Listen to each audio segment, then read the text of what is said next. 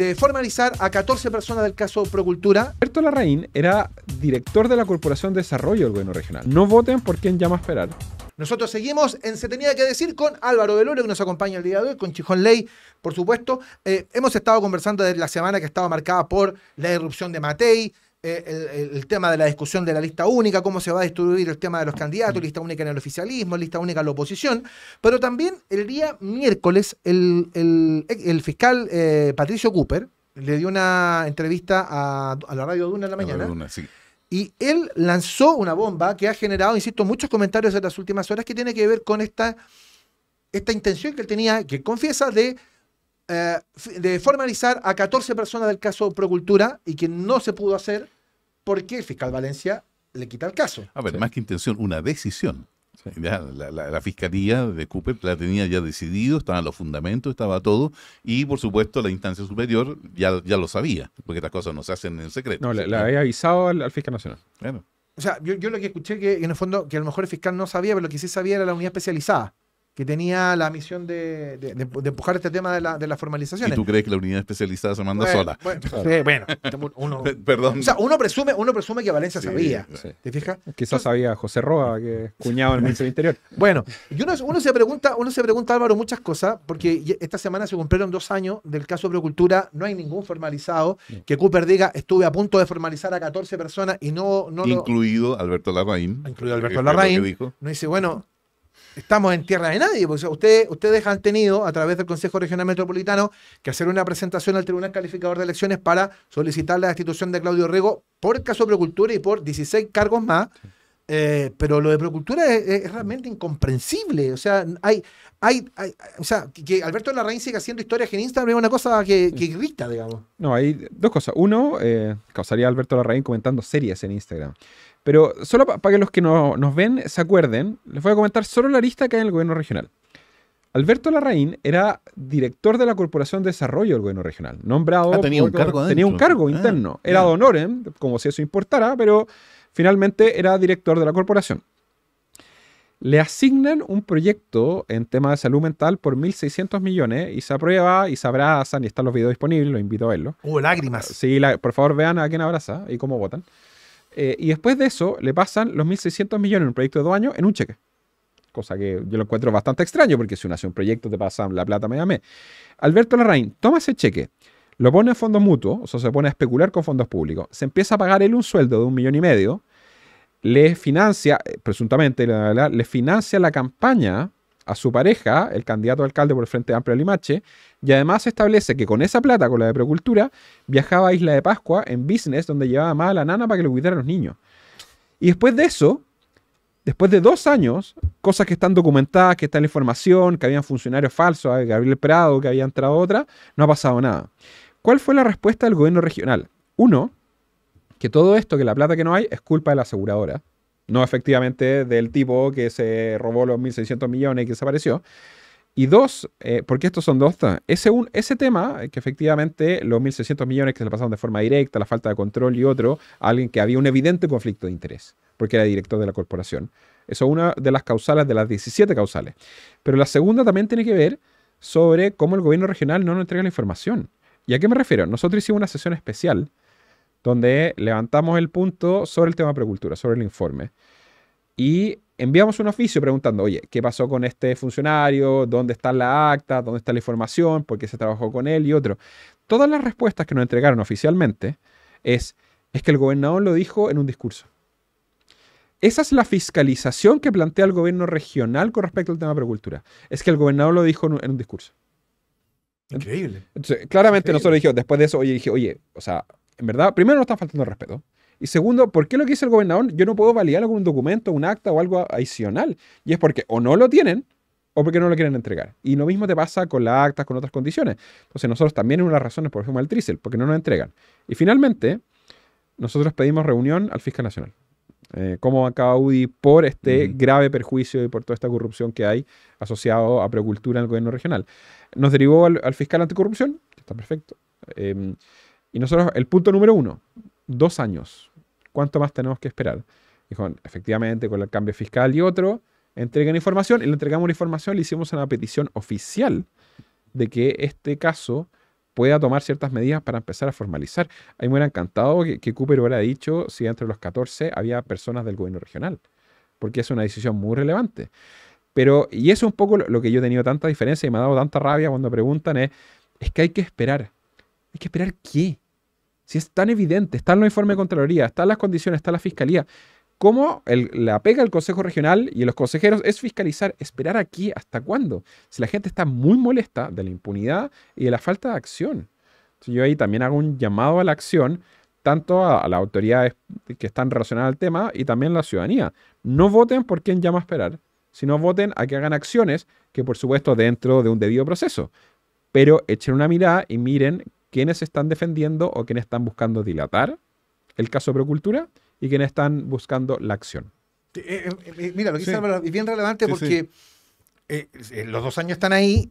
¿Cuánto tiene ya Castrovecchio a cargo de esto? Son 37.000 fojas, me dijiste que... 37.000 fojas es lo que se contabilizó cuando se mandó el expediente. Y a mí me contaban que Antofagasta. creo que le quedan 2 meses, tiene 2 meses más de Que se plazo. están venciendo, si no se vencieron, se están venciendo en pocos días más. ¿eh? O sea, tiene que tomar decisiones. Debería, Claro. de acuerdo a las instrucciones que le entregó el fiscal nacional. Mira, en programas anteriores, y Álvaro no estaba, nosotros nos hemos referido más de una oportunidad a la red de protección que tiene Claudio Rego respecto de este tema y de algunas otras de sus actuaciones. ¿Ya?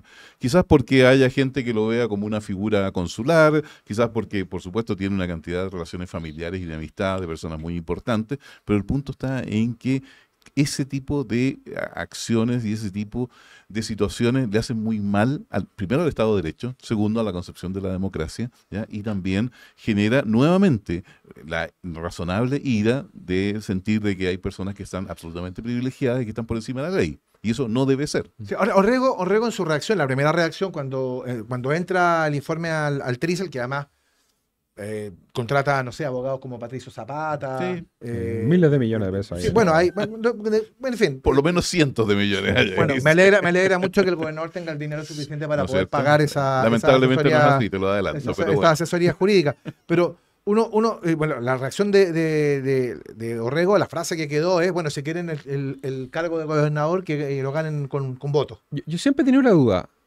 ¿Después de cuántos votos uno puede generar falta a la probidad y puede justificarlo con eso? Yo saqué 83.000. ¿Cuántas falta a la probidad puedo hacer? ¿5? ¿10? Porque finalmente el decir que yo saco votos y por eso soy inmune y no tengo que dar explicaciones por falta a la probidad por abandono de deberes, a mí no me parece. O sea, y veamos si Cata Pérez podría dar el mismo argumento. Y a mí me pasó algo similar. O sea, el voto igual impunidad no corre. No, en democracia ¿de no corre. dónde? O sea, nunca lo he Por supuesto escuchado. que no. Les voy a contar una anécdota. A mí me tocó hacer el traspaso, el cambio de mando a Manuel Monsalve. Y cuando nos juntamos, subsecretario, ok, mucho ánimo porque no es fácil el interior, le dijimos, dejamos 6 vuelos de expulsión ya financiados. Así que ojo con esto, de coordinar de esta forma. Y llega Manuel Monsalve y dice, nosotros tenemos el voto popular, así que vamos a hacer lo que queramos, así que no me digas qué hacer. Eso te dijo Manuel Eso me lo dijo Manuel Monsalve en la cara. 2 años después, subimos que Manuel Monsalve presuntamente ocupaba los gastos reservados para pagar escort colombiano, horario laboral, que efectivamente invitaba a Pisco Sour y está ahora acusado de violación a una funcionaria que ocupó la ley de inteligencia para espiar e ir a perseguir a esta funcionaria que la acusó de violación. Sí, para tapar pruebas también. Perdón, Sí, cosa que claro. todavía no ha sido investigada ni brutalmente. Entonces, ni formalizada. Finalmente, yo digo, porque el gobierno de Gabriel Boric sacó millones de votos, ¿significa que Manuel Monsalve podía hacer eso? ¿Ese es el argumento? Yo encuentro que un argumento, al menos que a mí me da bastante rabia, y decir que por el que alguien sacó un voto puede hacer lo que quiera. Álvaro, yo lo te creo al revés. Álvaro, te lo resumo. Ese tipo de argumento es un argumento chavista.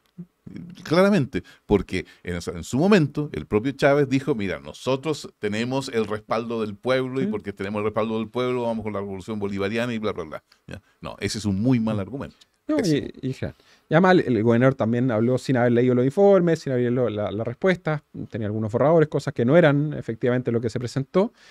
Y ahí vamos a ver cómo se va desmarañando. Pero finalmente acá, cuando uno va y dice, oye, nosotros no estamos haciendo acusaciones penales, y a pesar que estén 2 procesos, ya sea Procultura y el tema del coaching, nosotros vamos por los 17 casos en falta de la probidad y por notable abandono de deberes, y que tienen que haber una responsabilidad, y el TRICE va a determinar si corresponde la responsabilidad o no. Bueno, tú hablaste recién del tema de Manuel Monsalve, de las fronteras y todo eso. Fíjate que también en las últimas horas nos hemos enterado de la situación del sicario que uno dice, Uf. ¿cómo es que logra salir?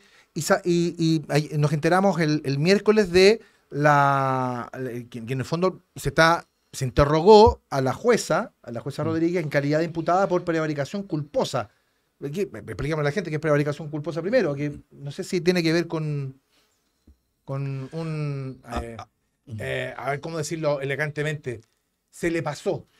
A ver, Se le pasó torpemente. ya el concepto de prevaricación implica una cierta intencionalidad. Abuso, básicamente abuso. Nadie prevarica inconscientemente, por decirlo así. Digamos, ¿ya? No, una ¿Ok? omisión. Y especialmente, a ver, y aunque pudiéramos pensar que hay omisión, cuando tú le agregas la palabra culposa, bueno, hay una responsabilidad personal que refuerza el tema, digamos, ya, o el concepto sobre el cual se la está hoy día suspendiendo. Entonces, ahí yo te diría, todavía nos falta información. ¿Ya?